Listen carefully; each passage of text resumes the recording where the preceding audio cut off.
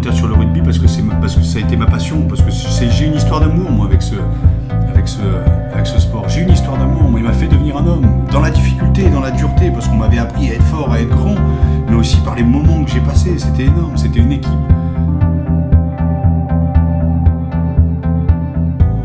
Je vais pas aller chercher le plus grand moment qu'ils aient vécu sur le terrain, c'est aussi de savoir ce qu'ils ont vécu après carrière.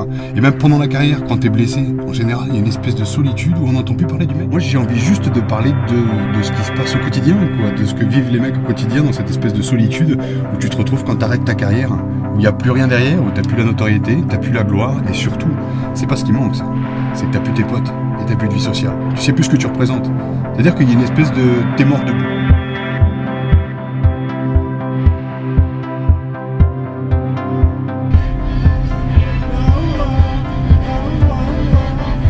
Le fait de pouvoir échanger, je peux aussi m'identifier aussi à des gens qui ont vécu le doute, qui ont vécu aussi les mauvais moments d'une carrière, comme les bons moments. Moi, je veux que les mecs me racontent une histoire des vestiaires où ils se sont engueulés, ou une histoire dans la gloire, ou une histoire dans la solitude d'après-carrière. Putain, l'aveu de faiblesse.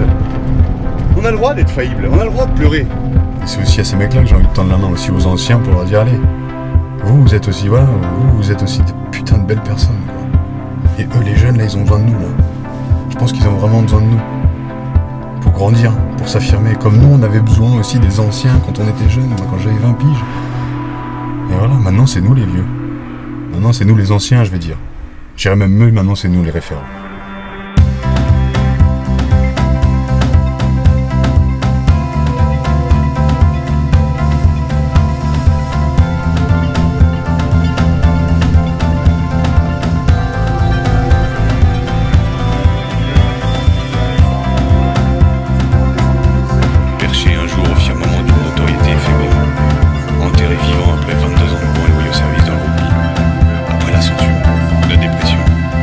Dans un monde où tout se consomme et se consume, je veux donner du vrai, de l'authentique. Humaniser la performance, accepter la faiblesse et surtout comprendre la mort de l'inconscient. Comprendre les dangers d'un monde qui ne laisse plus la place à l'erreur, les dangers liés à la quête de performance. Et il est important et responsable de se poser de bonnes questions.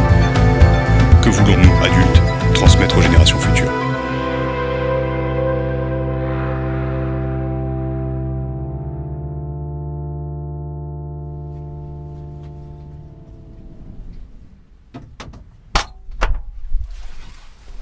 En route!